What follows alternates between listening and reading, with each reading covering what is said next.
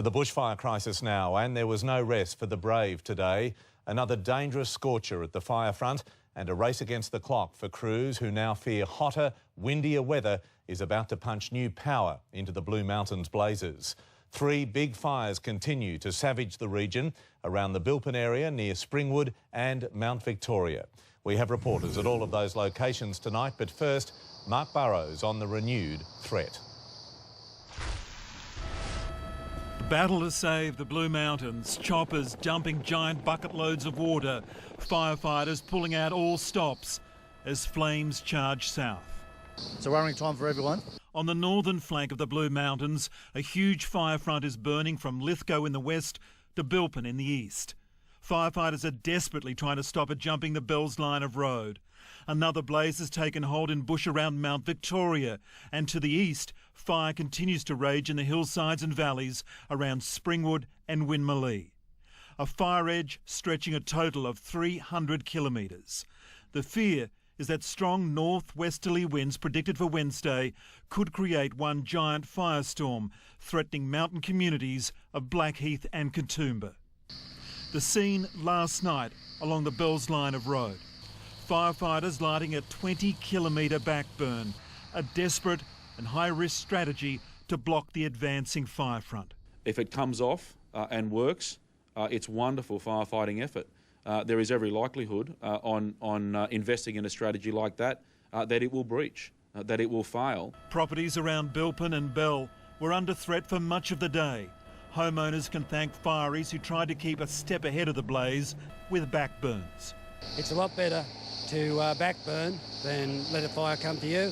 As I found out just the other day, it came on to me real fast and I got burned. The Rural Fire Service is trying to manage exhausted firefighters. The Army is on standby. The RFS headquarters has the latest in high-tech mapping, but it's the unflagging work of the volunteers that's keeping the fire front at bay for now. We are not planning an exodus of the Blue Mountains, but what I would say is if you don't need to be in the Blue Mountains, don't go there. The risk posed to towns in the Blue Mountains this week is being compared to the 1968 fire season. More than 100 homes were lost, 3 people were killed. Now as dawn breaks the day after the bushfires, it leaves a grim and ugly picture. Wednesday still looms as D-Day. There's a chance of light rain over the next 24 hours, not enough to ease the threat. Mark Burrows, 9 News. Today appears to have been, at least on some of the fire fronts, the calm before the second storm. Many of the firefighters are almost on their last legs, but knew they had to make a big effort before a threatened increase in intensity of the wind spurred the blazes on again. It's the wind which has driven this emergency, so today's calmer conditions allowed firefighters to claw back some lost ground. Blackening out bush on the doorstep of Falconbridge, it's the next town feared to be in the line of that fire, which last Thursday roared through Winmalee and Springwood. Obviously this is very important work, but it comes with so many risks. You know, building containment lines, fighting fire with fire, but the firefighters have to be so alert. A gust of wind can turn it on its head, and these guys have been on the ground here for 5 days. Moments later, that's exactly what happened. A flare-up and a sense of urgency.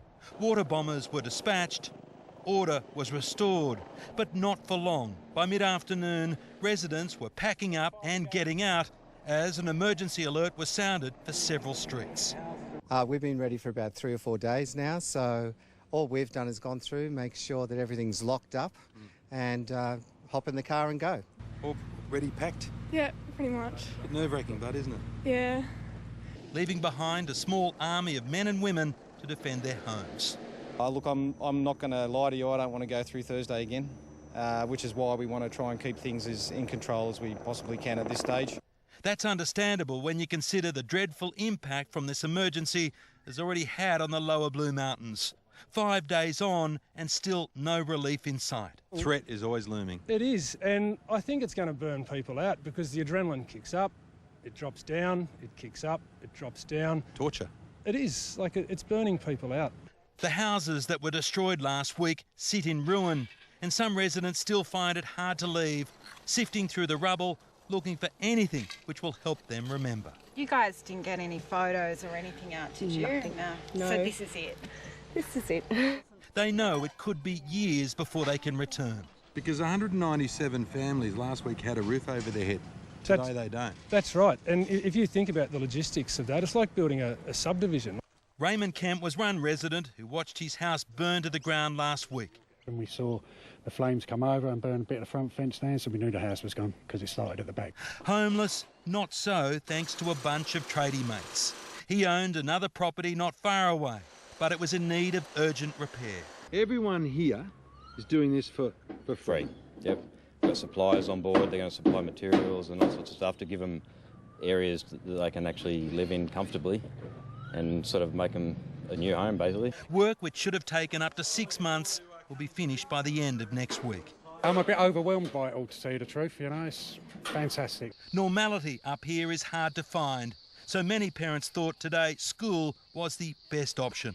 He's more happy to be at school than at home, so it's good for us. I know where he is, he's safe. Were you hoping to get off school for the day? Yeah, I was actually, but I'm not off school apparently. It was also probably the safest.